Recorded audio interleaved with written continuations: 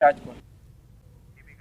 રાજકોટના ધોરાજી પંથકમાં ભારે વરસાદ પડતા ખેડૂતોને ભારે નુકસાની વેઠવાનો વારો આવ્યો છે। કુદરતી આફતના કારણે હજારો વીઘા ખેતરમાં નુકસાની છે। અનેક ખેતરો પાણીની અંદર છે। મોંઘા ભાવના બિયારણ, જંતુનાશક દવા સહિતનો જે ખર્ચ કર્યો હતો તે હવે માથે પડ્યો છે। સવાલ એ છે કે આ પાણી ક્યારે ઓસરશે અને હવે તેઓ ક્યારે પાક લઈ શકશે। કપાસ, મગફળી, તુવેર સહિતના પાકને નુકસાની છે। ખેડૂતો સરકાર પાસેથી યોગ્ય વળતરની માંગ કરી રહ્યા છે।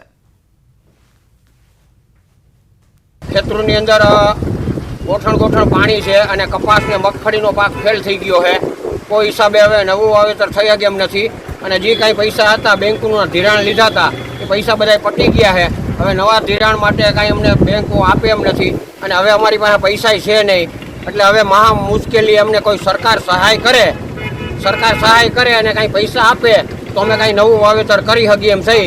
અત્યારે ખેડૂતનો મોલ બહુ નુકસાન વાળો છે, કારણ કે કપાસ તો હાવ ફેલ છે। હજારો વીઘા જમીનમાં કપા ફેલ છે અને કપામાં વીઘે 10,000નો ખર્ચો થયો છે, કારણ કે કપાની અંદર અત્યારે મોટો છાતીદીઠ કપા હોય, માલ હોય, જીંદવા હોય, હોવા જીંદવા, એને બદલે હજી 2 ફૂટના જ કપાસ છે બધી જમીનની અંદર। કપાસની અંદર બહુ નુકસાન છે। ધોરાજીની અંદરમાં જે ધોધમાર 3 દિવસથી વરસાદ વરસ્યો હતો તેને લઈને ખેતરો છે તે પાણીની અંદરમાં ગરકાવ થઈ ગયા અને 5-5 ફૂટ પાણી ભરાયા હતા। આપણે પેલા ખેતરના સીધા દ્રશ્યો બતાવીશ। આ ખેતરના દ્રશ્યો જોઈ શકો છો કે ખેતરની કેવી દશા છે, કેવી હાલત છે, આપ જોઈ શકો છો। જે રીતે સામેદાર વરસાદ વરસ્યો તેને લઈને ખેતરો હજારો વીઘા છે જમીન છે તે બરબાદ થઈ ગઈ છે।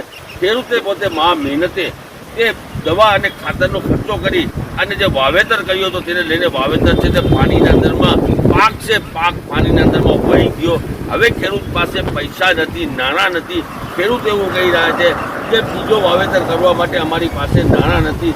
સરકાર દ્વારા તાત્કાલિક ધોરણે આ સર્વે કરવામાં આવે, સર્વે કરે અને જો રકમ ચૂકવવામાં આવે તાત્કાલિક તો બીજું વાવેતર કરવામાં આવે। ધોરાજી પંથકના અને ગ્રામ્ય વિસ્તારમાં જે ખેતરો છે તે પાણીમાં ગરકાવ થઈ ગયા અને કપાસ જેવા મગફળી જે પાક છે તે પાક પાણીના અંદરમાં વહી ગયો છે।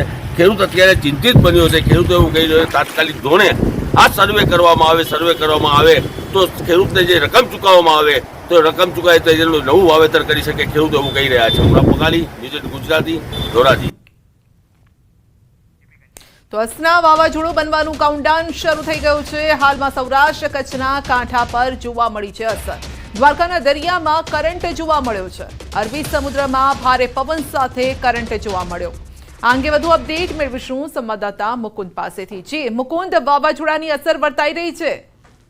જી સંધ્યા, વાત કરવામાં આવે તો હવામાન વિભાગની આગાહીના પગલે દ્વારકાના દરિયામાં વાવાઝોડું ફૂંકાવાની સંભાવના હોય ત્યારે દ્વારકાની વાત કરીએ તો દ્વારકાના જે સમુદ્ર કિનારો છે તેમાં હાલ પવન સાથે ઊંચા મોજા ઉછળી રહ્યા છે। દ્વારકાના દરિયા કિનારા વિસ્તારમાં 15 થી 20 ફૂટ સુધીના ઊંચા મોજા ઉછળતા જોવા મળ્યા છે। વાત કરીએ તો દ્વારકાના ગોમતી ઘાટ, ભડકેશ્વર મહાદેવનું મંદિર છે તેમની આસપાસ જે સમુદ્ર કિનારો છે ત્યાં હાલ ઊંચા મોજા ઉછળી રહ્યા છે। ભારે કરંટ હોય દરિયામાં ત્યારે વાત કરીએ તો માછીમારોને પણ દરિયો ન ખેડવા તંત્ર દ્વારા સૂચના આપવામાં આવી છે। હાલ દ્વારકાના દરિયા કિનારે ભારે કરંટ સાથે ઊંચા મોજા ઉછળતા જોવા મળી રહ્યા છે। સંધ્યા, જી આપનો આભાર।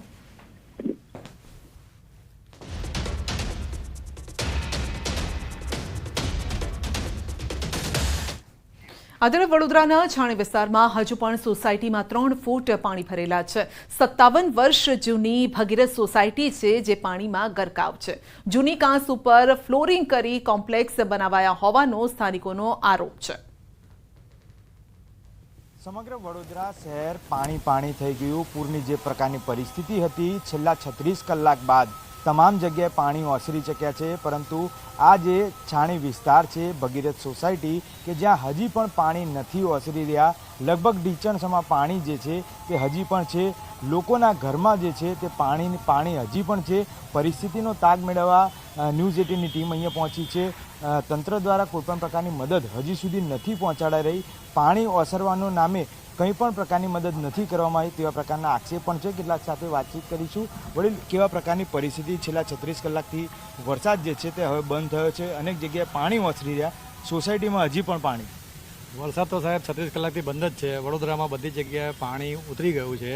ત્યારે આ એક અમારી ભગીરથ સોસાયટી એવી છે કે જ્યાં વર્ષોથી પ્રોબ્લેમ છે। વર્ષોથી જ્યાંથી ભૂખી કાંસ પહેલાં હતી, જ્યારે 1985થી અત્યારે 2024 સુધી અત્યારે આ લોકોએ જે રંજનબેન ભટ્ટે જે આ HDFC બેંક ને બધા મકાનો બનાવ્યા છે, મોટા મોટા HP પંપ છે, CNG પંપ છે, બધા પર જે ભૂકી કાંસો એની પર સ્લેબ ભૂકી કાંસો એકદમ એને તોડી નાખવા જોઈએ. કોઈ પણ હોય, ચમરબંધીનું હોય, તેનું બી ગેરકાયદેસર દબાણ હોય એ તોડી નાખવું જોઈએ, કોઈની શરમ ભર્યા વગર.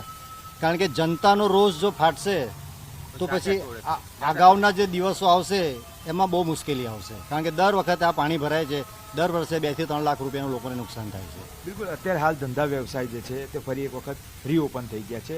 અહીંયા ઘરની પરિસ્થિતિ એવી છે કે ઘરની બહાર નથી જઈ શકતા, પરિવારને સાચવવા પડે છે. કેવા પ્રકારની તકલીફ? અમે બધા જ નોકરી ધંધાવાળા માણસ છીએ.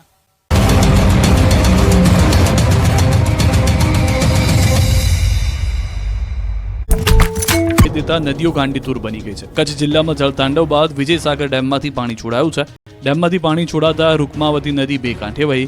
રૂકમાવતી નદીનું રૌદ્ર સ્વરૂપ જોવા મળ્યું. નદીનો ધસમસતો પ્રવાહ દરિયા તરફ વહી રહ્યો છે. તળાવના પાણી લોકોના ઘરમાં ઘૂસ્યા છે. પૂરના પ્રકોપથી જનજીવન પ્રભાવિત થયું છે. ભુજથી માંડવી જવાનો હાઈવે પાણીમાં ગરકાવ થયો છે.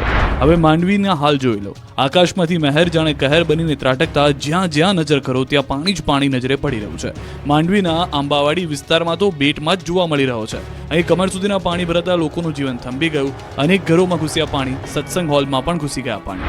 જો માંડવીના બાબાવાડી વિસ્તારના હાલના દ્રશ્યો જુઓ, અહીં પાણી કબજો જમાવતા આખો વિસ્તાર જળબંબોળ થઈ ગયો. લોકો પોતાના ઘરની બહાર નથી નીકળી શકતા. જુઓ આખું ગામ કેવી રીતે પાણીમાં તરી રહ્યું છે.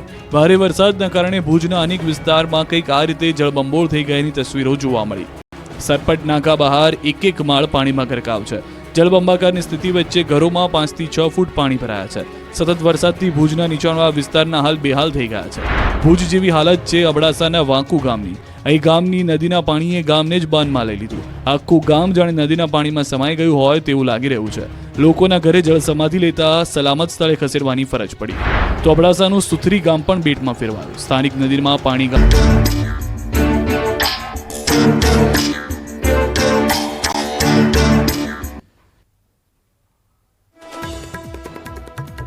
મેઘતાંડવથી ભારે તારાજી સર્જાઈ. રાજ્યમાં કુલ 800 થી વધુ રસ્તા બંધ.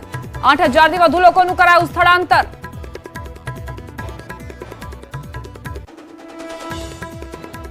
કચ્છમાં અબડાસાનું લાલા ગામ બેટમાં ફેરવાયું. રસ્તા પર નદી વહી ઘરોમાં 3-3 ફૂટ સુધી પાણી ભરાયા.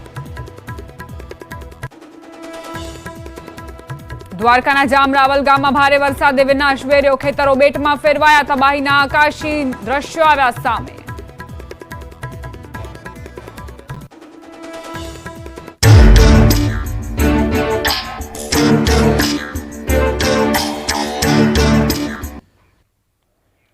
નમસ્કાર, આપ જોઈ રહ્યા છો ક્રાઇમ રિપોર્ટ. હું છું આપની સાથે દીપા શર્મા. તમારી આસપાસ બનતી દરેક ઘટનાઓથી વાકેફ કરવા, તમને સતર્ક કરવા અમે લઈને આવ્યા છીએ એવી પડદા પાછળની કહાની કે જે તમને સચેત કરશે, તમને સાવધાન રાખશે. ગુજરાતનો કોઈ પણ જિલ્લો, તાલુકો, ગામ કે શહેર કેમ ન હોય, દરેકની ઇનસાઇડ સ્ટોરી બતાવીશું અમારા પ્રોગ્રામ ક્રાઇમ રિપોર્ટમાં.